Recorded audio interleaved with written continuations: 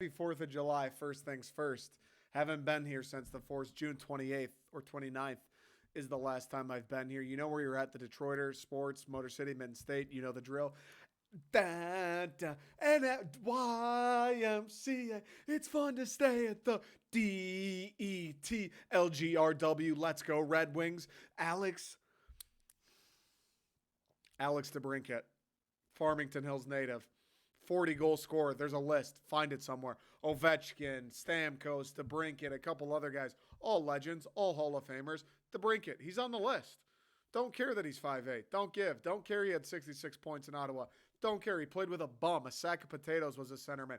You got him with Patty Kane. We don't have Patty Kane. He produced 40 goals, 70-point seasons, damn near 80. You put him with Dylan Larkin, God forbid Lucas Raymond is on the same line. The guy's going to go fucking bananas in Detroit. I can't believe Steve Yzerman did it. I can't believe the Detroit Red Wings. We've hit a point in my life, a point in this era, in this rebuild, again in the state of the franchise, where the Detroit Red Wings put their nuts on the table and said, give us a dynamic fucking player. Give us a guy that we can't just draft. Give us a guy that we can't just sign out of free agency. Give us somebody everyone else wants. We went and got Alex DeBrincat. Steve went and got Alex DeBrincat. I can't fucking believe it, dude. I've been asking for it now for at least... I started asking for it around draft time. I started talking about it last year. I know that for a fact. I know that for a scientific National Geographic fact that at some point last year, maybe I didn't say last year specifically, but last year on this very podcast, we had the conversation, when are we going to do it? When are we going to do it? When are we going to go get that guy that takes the team to the next level? When are we going to make the move that says, you know what? It's been fun living in the basement. It's been fun attaching our hopes and dreams to fucking ping pong balls that don't even exist. It's been fun being the doormat of the NHL, but you know what, man? 8 years was enough. Let's try to win some hockey games again. I can't believe we've hit that point. I've been clamoring for it. And I understand. Even if Steve didn't make this move happen, even if Steve wanted to wait one more year and into the next offseason and into the next draft and et cetera, I get it. The whole thing is, hey, this isn't going to put us over the edge to be a cup contender, obviously. This may not even put us over the edge to make a playoff appearance. I understand. Let's see what we have first. We've got all these prospects. We've got all these draft picks. We've got all these young guys that have made their debuts that we're high on. Sider, Edvinsson, Marco Kasper, and the list goes on. They should be great. The Red Wings are back. Help's on the way. I get it. Let's see what we have. Let's make sure we have a little bit of a foundation. Let's make sure those guys, all of these fucking eggs we're counting on to hatch, let's make sure that the rooster's been sitting on them. Let's make sure they're at that temperature, that incubation temperature. Let's make sure they're on pace at least to hatch. We don't need to wait until they're fully grown-ass chickens, but let's wait till the beak hits that first crack in the shell. I understood it, but it was starting to get a little bit restless. I'm sure Steve Yzerman felt it, and he's more patient than I am, certainly. I'm sure he's more patient than you are. He's probably more patient than 99.9% of invested Red Wings fans are when it comes to both this rebuild and making moves like he just did for DeBrincat. He's been sitting and waiting and plotting and torturing guys like Pierre Dorion. You think you're going to get a haul from Steve Yzerman? DeBrincat went to you. It was just a one-off random deal. He wanted to push Ottawa into the playoffs. He was never going to re-sign there. It was a let's see what happens this season. Not shit did. You thought you were going to get a haul for a guy who wasn't going to re-sign, for a guy who not only was not going to re-sign with you, but everybody knew you weren't going to pay. You thought you were going to get a bag for him, and then we know, Steve knows, DeBrincat wants to come to Detroit. The hometown kid wants to go home. You think you're going to get a haul at that? You think you're going to get a Lucas Raymond? You think you're going to get a Mo Sider, Simon Edvinsson, Marco Kasper? You really think you're going to get one of those guys? And I'll be honest, Ottawa fans, I think in NHL circles, I think even some Red Wings fans, Jonathan, he might have been a piece of the puzzle, which would have been unfortunate because he debuted last year, looked like he belonged in the NHL. Again, another one of these guys who's young. He was pretty productive last year, getting third-line minutes, not a ton of responsibility or opportunity, and he still performed. He had some flashes. He showed a couple little bit where it's like, this guy can play make. This guy can put the puck away. This guy knows where he's supposed to be on an NHL sheet of ice. You thought you were even going to get him, and somehow Steve Yzerman pulls this shit off. We didn't give away one. We didn't give away one of the marquee prospects. All we've heard since Steve Yzerman took over, what was it, 2018? 2019? Was that when Steve Yzerman took over, like 4 years ago? Something like that. All we've heard since that day is how he's building the pipeline. We've got the prospects. We've got the picks. You thought we have so many of those guys stockpiled, especially you look at blue liners. We've got so many defensemen. And Sabrango ended up being the odd man out in this situation. But we've got high-end guys, right? Donovan Sabrango, he might be, 5th, 6th defender on an NHL team someday. I don't think he's ever going to be a marquee guy. I don't think he's ever going to be someone you're hitching your wagon to on the blue line for an NHL club. Who knows? I could be wrong. You would think, though, we would have had to get maybe not Mo Seider, but a Simon Edvinsson, maybe. William Wallinder, maybe. Albert Johansson, maybe. You would think we would have had to give one of these guys where it's like we're fucking earmarking those boys for top 4 blue liners at some point. And he somehow got away without doing any of them. Dominic Kubalik, who knows if he would have re-signed. Yeah, he was pretty nice for Detroit last year. Got injured, but when he was healthy, he was pretty nice. He was a decent goal scorer. Not to the extent Alex DeBrincat is, but he could find the net a little bit. He was, he got hot, he got cold, he got hot. When he was hot, he was scoring. But he's a guy who knows if he would have re-signed. Not a part of the master plan. The definition of expendable, Dominic Kubalik. Have fun in Ottawa. Donovan Sabrango, another guy. Might be an NHLer, might be a quality NHLer. He's been in the system for a while. I know he's another guy. Like, he isn't Seider or Edvinsson or some of these other dudes, but he's a guy you'll hear his name pop up. He's a guy you'll hear talk about, he might be a player in Grand Rapids, in Detroit in a year or two, whatever it is. Don't need him. Another dude, expendable, logjam of defenders. We don't need Donovan Sabrango. You can take him too. We've got 2 first-round picks this year. You're going to have one of them. Steve Yzerman's going to choose. Guess what? One of those picks is Boston's. They'll probably be better than us. You can have that one. That guy's going to be a nobody. And then I believe it was a 4th-round pick on top of all of that. We essentially gave away Tyler Bertuzzi, which he was expiring. We weren't going to sign him long-term. Tyler Bertuzzi, free, rental type thing. That pick we got back for him. Dominic Kubalik, take him. Don't give a fuck. And Donovan Sabrango in a 4th. Abso-fucking-loot-ly for Alex DeBrincat. For a guy who scored 40 goals twice.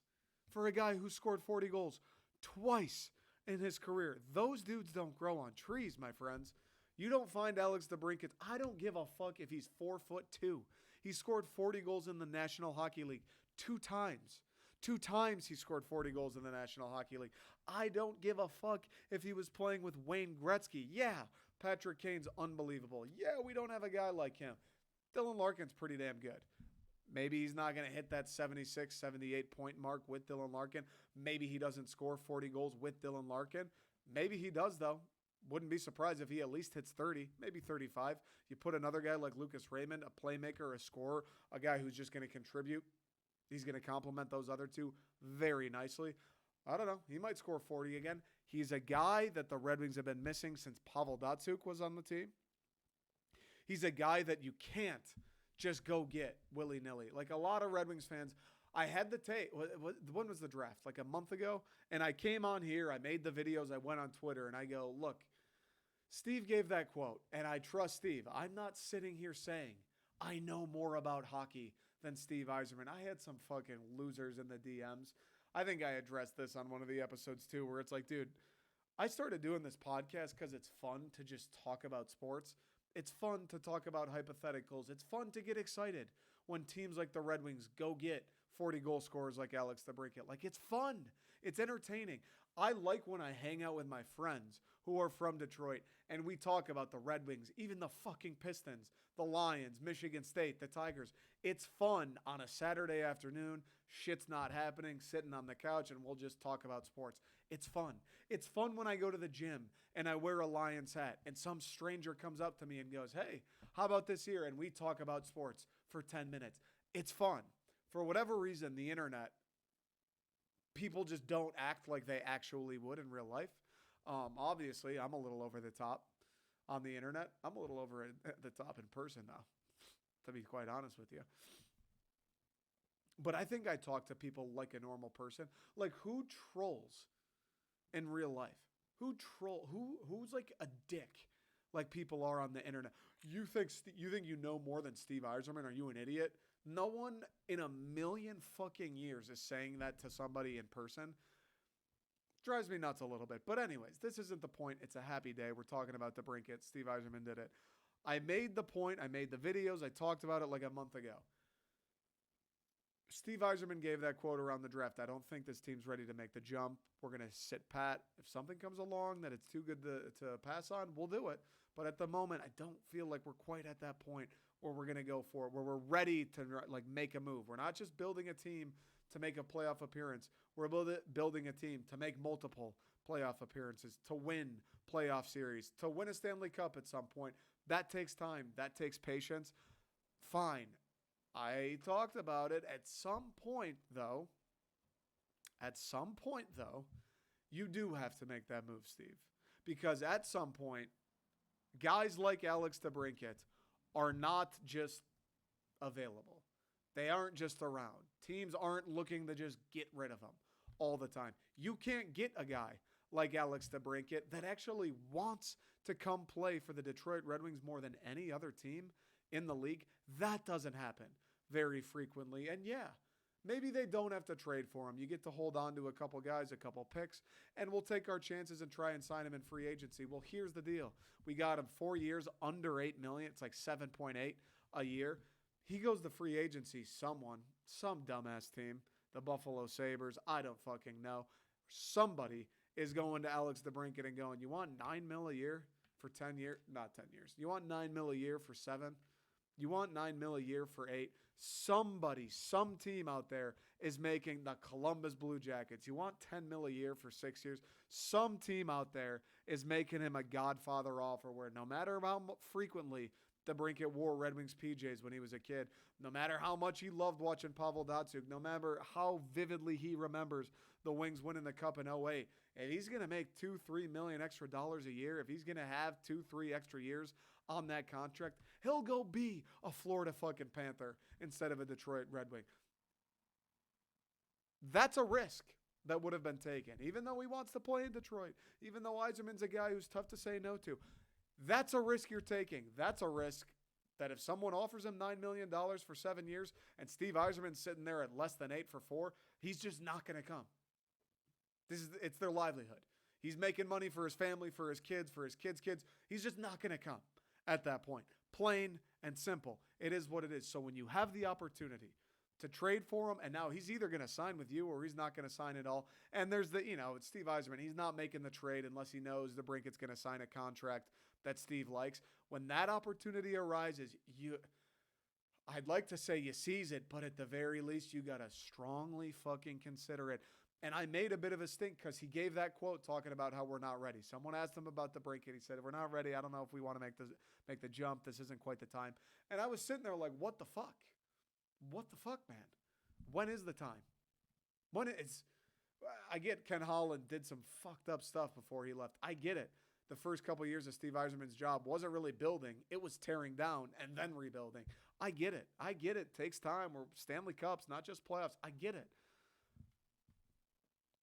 The Brincats don't come around every once in a while. The guys who score 40 goals and want to play in Detroit don't come around that often and are willing to sign the deal that he did. Now, would he have done that if it was the Toronto Maple Leafs that had come calling and Detroit never said a word? I don't know. Did he take a hometown discount? I don't know. It kind of seems like it. It kind of seems like it, not only in the AAV, but also the term. 4 years? A guy, what is he, 27 years old? 4 years? He took in his prime, the money-making years, the years you signed that Werenski contract, 8 years, $72 million total. He took a 4-year deal? That seems a little bit like a hometown deal. I don't know if it was. That seems he's 25 years old. He could have gotten a 7, probably 8-year deal. He could have guaranteed the rest of his playing career. He could have locked up, it's going to be a $32 million contract. He could have locked up 60 mil, 70 mil, no fucking problem. Took 4 years for 32. I don't know if Steve Eiserman is that fucking good at negotiating that he has these guys forgetting what they even came there to do in the first place, or if he took a hometown discount. But when you have the opportunity, you strike while the iron's hot, and I'm so happy Steve did. I had those people say, you know more? You think you know more than Steve? No. Um, is it okay to question somebody? Is that okay? Because at the time, and this still remains, although I love the move and the contract and all that, and we're going to be better this year for many reasons. Sprong, who else? Comfer, these young guys hopefully take another step. Maybe a few more join the fray. Maybe Marco Kasper's up here for damn near a full season. We'll see. The team should be better all around. Rasmussen's back. Everybody notch it. When you added the Brinket, when you add a Comfer, when you add a Sprong, everybody gets to notch down a little bit more and play more where they belong. You get a guy like the Brinket who's more creative, who is a bit more of a playmaker, who is more of a goal scorer for sure. That's only going to help Dylan Larkin. That's only going to help Lucas Raymond or whoever the other winger is. They are going to be better. They are going to be more competitive. They are going to be heavier in the playoff run. They are going to score more points. All of that stuff. Steve, that said, there's still really nothing to show for the tenure. And I'm not, this is, hold your horses here. Anybody slamming the steering wheel, anybody letting out swear words in front of their child on the way to school, this isn't, I'm not like, what the hell has Steve done? This is just, I'm pointing this out. All the people who came at my throat where I was questioning it when Steve seemed uninterested in Alex, all the people coming at my throat, look, even though he did trade for DeBrincat and he did get him on a great fucking contract, he's still, like, the Red Wings haven't done anything since he took over. Like, that still is true. They haven't won shit. They haven't played a meaningful game after St. Patrick's Day since he took over. I think they will this year, as I just said. But, like, on the ice, as far as the game, the actual game, they haven't done anything. So I was a little confused when the DeBrincat rumors were swirling.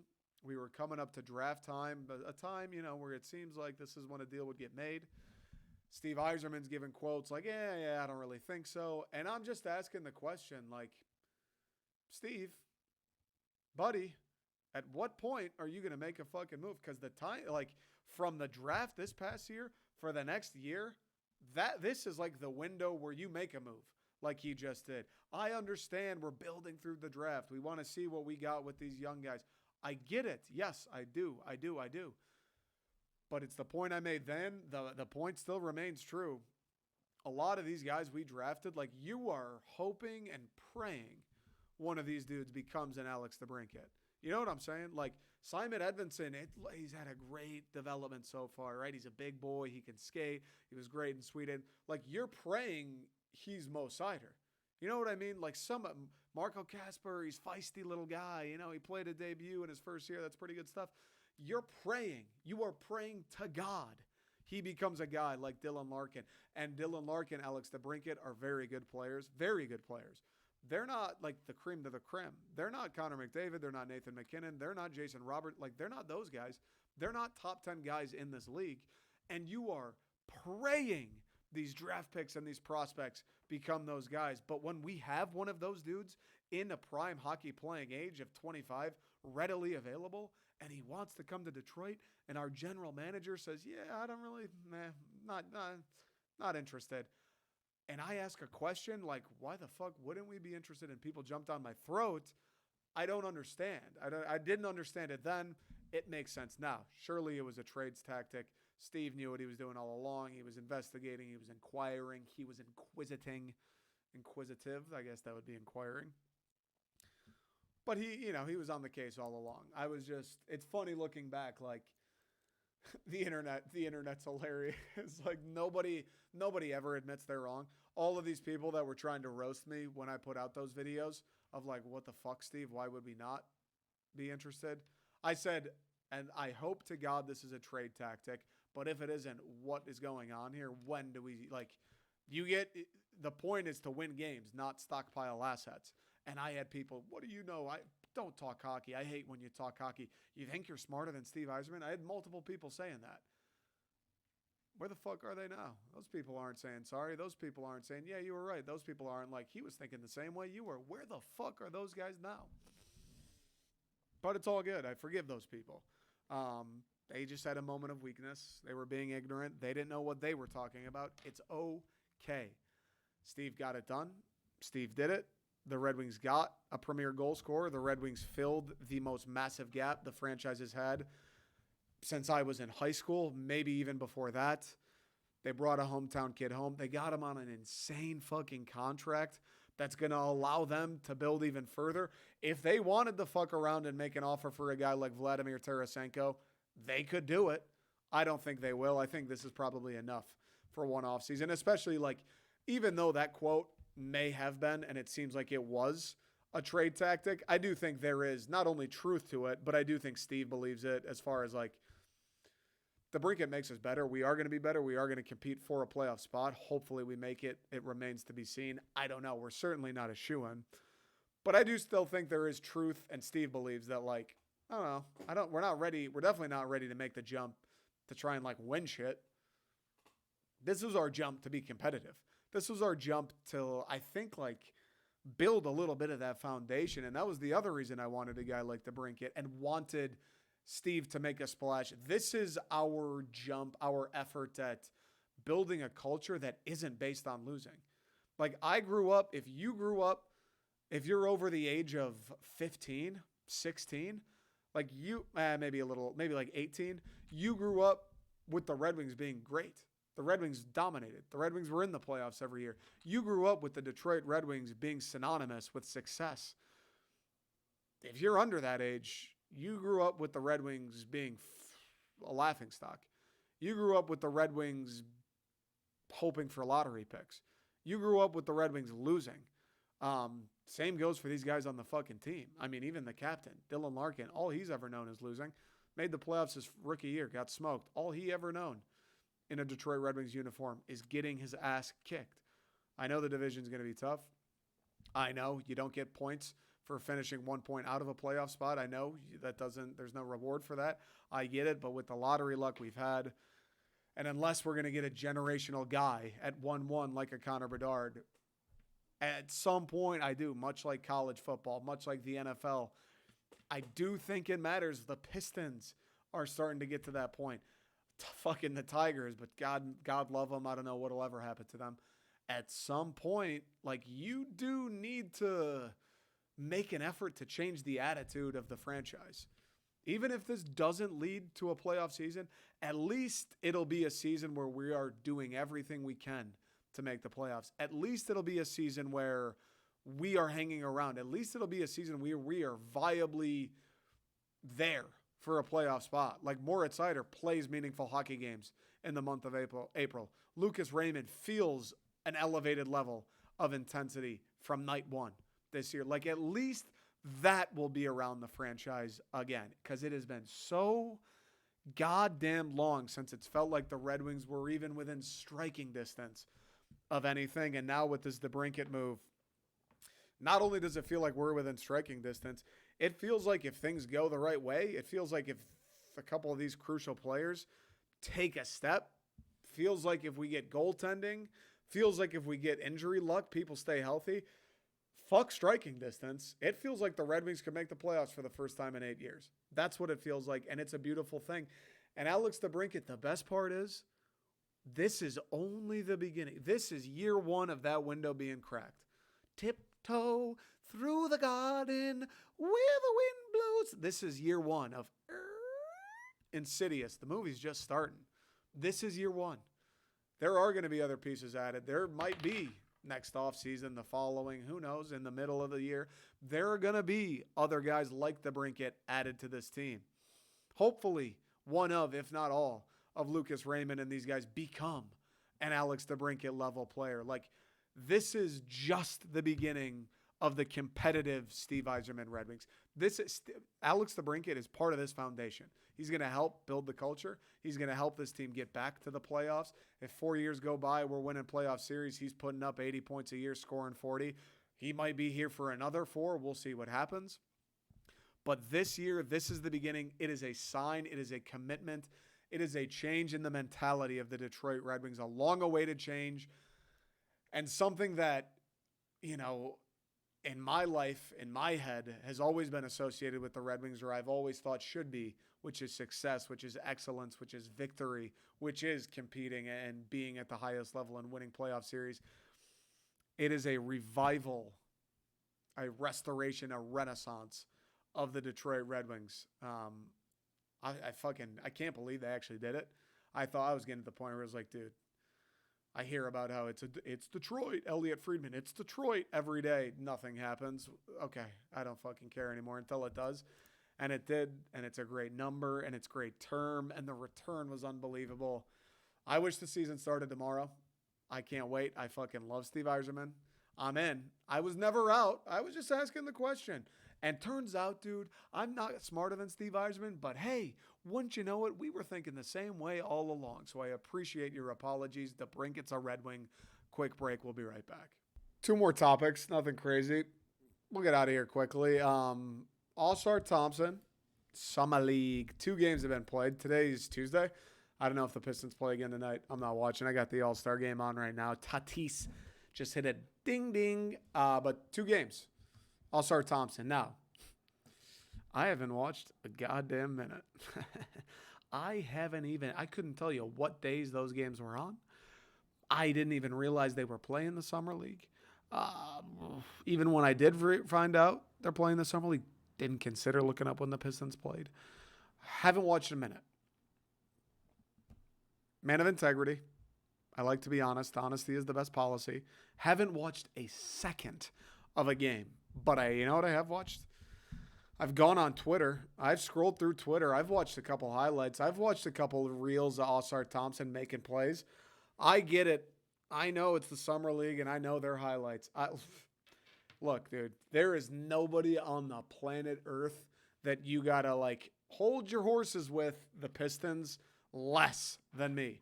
There is nobody you got to talk off a ledge with the Pistons less than me, dude. I am not even close to crowning them to be anything. I'm not even close to crowning them being not the worst team in the NBA.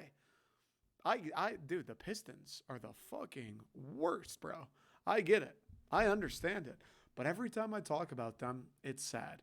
Every time I think about them, it's negative. Every time I hear about them, it's bad. This Ausar Thompson, and I know it's first-year guys. I know it's second-year guys. I know it's Summer League, so it's fake basketball. Everyone's young. They're fucking around. I know. Dude, he looks kind of sweet, though. I know their highlights. I know they don't make Pistons Twitter people don't make fucking 2-minute clips of him turning the ball over and missing threes. I know. I get it. I know. They don't show the Ausar Thompson flame emoji as he gets driven to the rack and scored on. I know. But, dude, I fucking like him. I kind of like the way he plays, bro. It reminds me of the highlight clips I've seen, like the 3 minutes on Twitter that I've seen of this guy play. It's Aaron Henry a little bit. Just athletic as fuck, sick in transition, great passer. I didn't know he could do that. Threw a couple. There's one, he's running transition, just throws a BB down the seam. It was either to Stewart or Duran. I think it was Duran, but I can't remember for sure. Another one, there were 3 of them running in transition. Ivy throws it up to Ausar, and Ausar kind of no-look bounce passes it, drops off to Duran. Sick fucking play. Sick pass. There's another one. He just takes a guy off the dribble left. Easy, 2 points. There's another one. There's another pass one, I swear. Him and Ivy, give and go, alley-oop. Ausar skies, finishes it. No fucking problem. There's another clip I saw of him taking a steal. Dude, another clip of him just high-pointing a rebound over the other team's big. It's Aaron Henry vibes. He'll rebound. He's going to run. He can get to the rack. I haven't seen any clips of him making threes. I will say that. I've heard the shot's been not so great, and he's supposed to be the better shooting of the Twins. So we'll see about that. He's got time. He's got a little bit more of the offseason. He's got coaching. He's still 19 or 20 or whatever the fuck he is. He's got time to figure out the shot. But everything else I have seen, I enjoy. I enjoy guys who are good at passing. That's my number one. Unless you're, I don't know, LeBron or Giannis and you just score 40 a night. My favorite trait in a basketball player is a guy who is sweet at passing. Already, 2 Summer League games also are very fucking good. Shockingly good. Like knows where guys are going to be. That Duren play, eyes in the back of his head, just knows someone's trailing. Very good finding shooters in the corner off a drive. He's been very fucking good at distributing. Is that the Pistons' biggest need when they already have Cade Cunningham, when they already have Jaden Ivey? Probably not.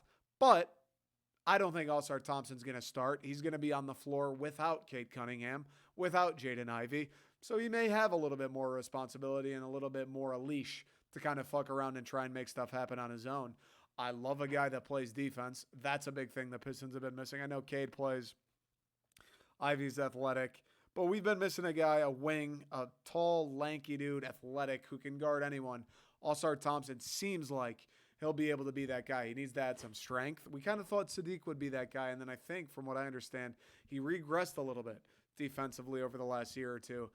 Ausar needs to add some weight. He's still a thin guy. Like I said, he's 19, so not a big deal. But he'll defend any position, anybody. He's athletic enough to go to toe-to-toe with anybody. He's long enough to contest shots. He's going to be a defender. He can rebound. Again, athletic, jumps, lanky, is willing, is energetic, is hustling to go get rebounds over the other team's big. He's sick in transition. He's fast. He's explosive. He can elevate. He's not afraid to go to the rim. He's not afraid to get off the ground when he meets you at the rim. He's not afraid to throw a risky pass. Like, he plays for 2 games. It is the summer league. Everyone else is 19, 20, 21 years old. Dude, for 2 games, fucking good. Pretty good. Like, looks very comfortable playing basketball. And the best part is, it's not like Cade. It's not even like Ivy, where when these guys came in, and it'll be the same thing next year, but Cade as a rookie was like, all right, dude, we fucking need you to do stuff or we're going to lose all the games. Even Ivy last year, especially when Cade went out, it's like, all right, Jaden, we need you to be a menace or we're going to lose every fucking night. Like, All-Star's not even going to have to deal with that. It's going to be, look, pick the game up at your own pace. Learn to shoot the 3. When you're open, take the shot, make some of them, make them respect you. You'll be able to go to the rim easier, take care of the basketball, play good defense, and hustle. Cade will do the rest. Ivy will do the rest. Duren's going to come along. Bojan will make shots. Like, we don't need the guy to be anything crazy. We don't need the guy to be what Cade was in his rookie year. We don't need the guy to be what Ivy had to be last year. I like the flashes from Ausar Thompson. Now, like, that's great. That's great. Even, let's say Ausar Thompson has a great rookie year. He averages 15 points, 7 rebounds, 3 assists. He has a great rookie year. If the Pistons win 22 games again, who gives a fuck, right? At some point, these guys got to come along. At some point, having everyone tells me how great Cade is. And I love Cade. I think the injury sucked when he did play. I do think he's a winning player. Everyone tells me how great Duren is. I haven't watched a ton of him. I've seen the highlights. He is a freak. He's 18. Everyone tells me how great Ivy is. The list goes on and on. We have all this cap space. We have all these assets. Ausar seems like he might be a guy. He seems like he at least has the potential to be one. I just listened to JJ Redick on his podcast talking about Ausar Thompson, and he goes, outside of Wemby, this dude may have as high of a ceiling as anybody in the draft. Like, he's already shown impressive feel. He's saying all the stuff I said, and I couldn't agree more. If we got all these guys, all these sick young players, if they're that sick, we should win at some point. So we'll see. I just wanted to spend a couple minutes on Ausar because, surprisingly, I didn't know shit about him when the Pistons took him. Watch overtime elite basketball. I don't watch the NBA. I didn't know anything about him when the Stones took him. I know Pistons Twitter liked him, and of course that we could have taken Oscar the fucking Grouch, and they would have been like, this guy's a menace on the low block. He doesn't move the post. Everybody was gassing him up. But dude, I get it. 2 games, 2 clips worth of highlights. I fucking get it, dude. He looks pretty sweet. So I'm excited to watch him play. I'm excited for opening night, at least. I'm excited for hopefully the first few. I'm excited to see what the Pistons look like with all these guys in uniform, healthy, and on the floor. So we'll see what happens. All right, last topic. Now, this is one that I could probably go on for about half hour for. I don't want to do that because I'm starving and I want to go outside and do a little bit of cardio before I make dinner. I'm so hungry. God damn it. The MSU recruiting. I just want to clear the air on where I stand. Okay? Everybody, so I went to Michigan State. I love Michigan State. I'm riding with Mel Tucker. I believe in Mel Tucker. I have not even thought about jumping ship. That said, much like Steve, I've asked a couple questions. I've wondered a couple things. The recruiting and the MSU fan base and the internet, the MSU Twitter, the MSU parades, when anybody even whispers the words Michigan State. I need one thing to be clear, okay? All of these guys that are committed to MSU that want to come play football, that's fucking awesome. I'm happy for them. It's great that they want to play at State. I hope they come here, are two-time All-Americans, first-round draft picks, win Rose Bowls, and go to the league and win Super Bowls. I hope that for all of them. I'm happy for all of them. I don't want to diminish. They're fucking 17, dude. It's crazy. I feel like I'm 17. I'm 26. I legit feel like I'm 17. Or 18. I don't want to shit on these guys. I don't want to be like, why are we celebrating him? He's only a 3-star. That's fucked up. I don't want to do that. I just want to make people like Michigan State. Everyone celebrate. David Stone takes a visit. People act like we won the Big Ten. Those linebackers from the West Coast, we get a crystal ball for them. One of them, the one who had the crystal ball to State, he went to Oregon. The other one, Matudi, that MSU was in the running for, committed to Oregon today. These guys say the word Michigan State. In an article, I was blown away by Michigan State and MSU fans retweeting, acting like we're the greatest thing that's ever happened to college football. I get it. I get a lot of it satirical. I get it. People are excited. My whole thing with the MSU recruiting is, yes, like it's great that these guys want to come play. And yes, when you get a Nick Marsh, a top 200, top 100, depending what you look at, freak who's for sure going to be a good player and is for sure going to be a difference maker and is probably going to be an NFL draft pick, knock on wood, assuming he never gets injured. Yeah, it's good to celebrate those guys. But we have to understand, as much as we want to celebrate and puff out our chest and talk about how great Mel Tucker is and Tuck's coming and MSU's making a run and we're heating up, we have to understand two things. One, there's 12 commits in the class and we're ranked in the 40s, maybe even the 50s overall. I know we only have 12. I know we'll hopefully add like 10 more. We're ranked 40-something. There's like 2 4-stars in the class. I get we had a handful of people commit in the month of June. We're ranked in the 40s. We've got 2 4-stars. Let's relax. Oh, they're underrated. Let's not do the shit that we did with D'Antonio. That's all I'm asking. Let's not do the shit that we did with Antonio. Don't downplay him. He's an underrated guy. He should be higher. It's because he's from Rhode Island. Okay, this is what we said with Mark. This is what has everyone like forgotten?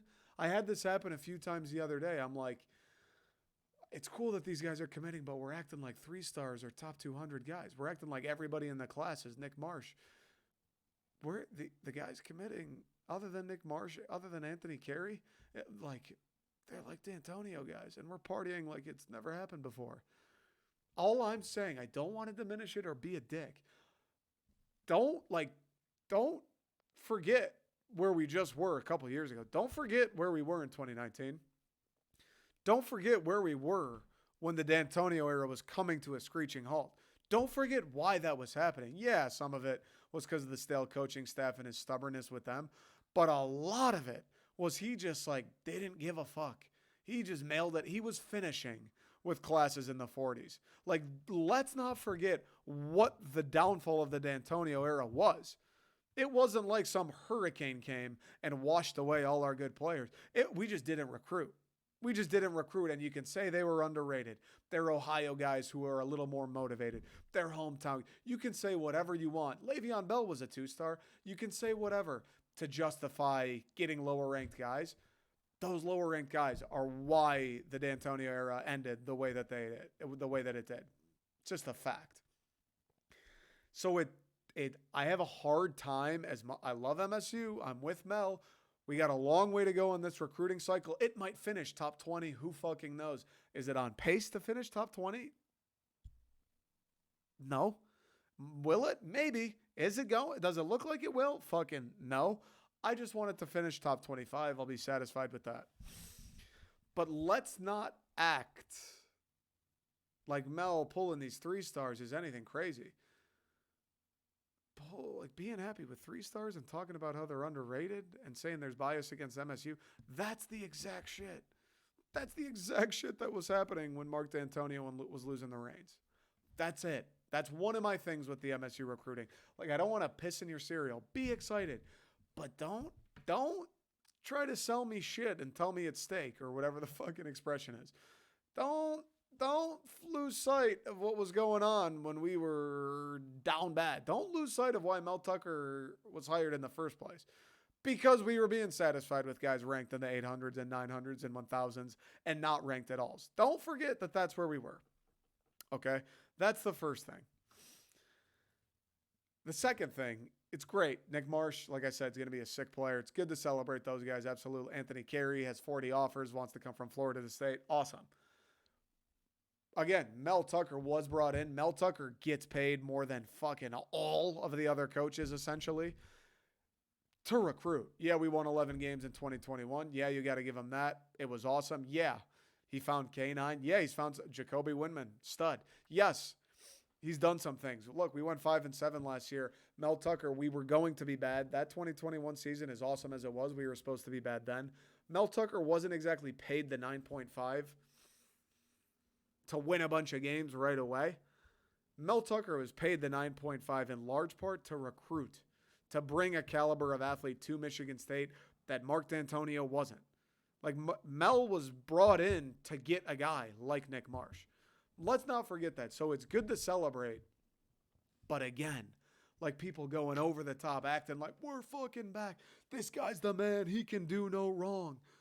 Mel Tucker gets paid more than almost every other coach in college football. And this isn't a slight. I can already feel people on Twitter losing their minds. I can't even talk about Michigan State football without just saying something that isn't extremely overly positive and people are going to come for my throat. Mel gets paid more than almost every other coach in the country to bring in guys like Nick Marsh. It's not like he's doing some shit we couldn't even imagine. It's not like he's getting guys. What? This guy's getting him? How the hell is he doing that? You're paying him like a guy who's routinely supposed to go do that. That's the thing. Dylan Williams, we got the crystal ball. He's going to Oregon. Kamar Matudi, top 200 linebacker from California. Us, Washington, Oregon. He's staying out there. He's going to go to Oregon. It's great. We got Nick Marsh. We've missed on a handful of guys. A lot of them to Oregon. To Zadavian Sims, top 200 defensive lineman. Us, Oregon, Oklahoma. He's going to Oregon. We've missed on some guys. I know you're not going to get all of them. You should get some of them. He's making $9.5 million a year. He's making more than any other coach, almost any other coach in the country. His whole thing is recruiting. He's the guy who said if you can't recruit at Michigan State, you probably just can't recruit. I know he's not going to get everybody. He should be getting guys like Nick Marsh. Hometown kid, MSU was his dream growing up. His mom loves the school. You should get a guy like Nick Marsh. Celebrate. I'm happy he's here. It's awesome. That's not like Mel Tucker going above and beyond and doing the unthinkable. That's Mel Tucker doing exactly what the people who gave him that money thought he should do. And I'm not saying he should go get every West Coast linebacker known to mankind. I'm not saying he should be able to pull every 4-star player he's in the running for. That shit's impossible. Not even Nick Saban does it. But what I am saying is we throw the parades. We get to Nick Marsh and everyone freaks out and Tuck's the best and he's had a plan all along and we're on fire and MSU recruiting can't be touched. We're sitting in the 40s. We've got 12 guys in the class. We still have missed on far more high-end talent than we've landed. The one guy we have landed, the 2 guys, Anthony Carey, that's a great pickup. And then the other guy we landed, MSU was his dream school. He was committed for a time before. He's living in your backyard. Great. You got him over Penn State, Pitt, and Kansas. You didn't go out and beat Ohio State, Oklahoma, Alabama, and Georgia. Penn State, that's a tough. They're good. They're sweet. They're good at recruiting. They have a top 10 class. Yep. Good job. Very good job beating them. They were the favorite, and we came back. Very good job. Pitt, Kansas. All I'm saying is let's just pump the brakes. I still believe in Mel. He has absolutely done a good job. The first 2 years, nothing I can say will make that untrue. He absolutely has done a good job. Top 25 classes, that's very good. Like I've said before, top 25, I'm happy. Top 25, very good.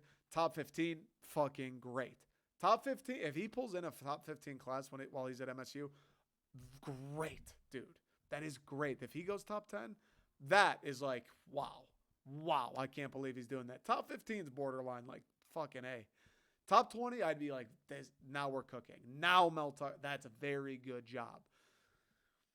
We're sitting in the 40s. We got 12 guys in the class. The problem with the last class, we missed on the high-end talent. We waited too long. We didn't have enough guys. And even if we fill this class with 10 more people and it sits at 22 total and 18 of them are 3-stars, well, how far have we really come from D'Antonio? That's all I'm saying. The recruiting, I'm riding with Mel. I don't mean to be negative. I don't want to piss on the parade, but like, you know, I know we want to get excited for our guys, and I know we want to create the momentum, but like, he's like, the first 2 years, he's done what he's supposed to. This year, getting Nick Marsh is what you're supposed to do. He's missed on the others. We're all excited over David Stone. I don't feel great about David Stone coming to Michigan State. I don't. If he got him, that'd be incredible. Best recruiting job probably in the history of Michigan State, outside of Duffy Dougherty. I don't think he's going to come to State. Maybe. We'll see. But he's missed on high-end talent. He's missed on more of it than he's gotten. That's all I'm saying. And there will be more 4-stars will join a fray. Maybe a 5-star will, like we said. There will be more and all of that. All I'm saying is, like, I don't know, dude. I fear becoming what we've hated. MSU fans, the entire D'Antonio era, the first 2 years of Mel, we've always sat here and gone, these Michigan fans, dude, puffing their chests and celebrating recruiting wins.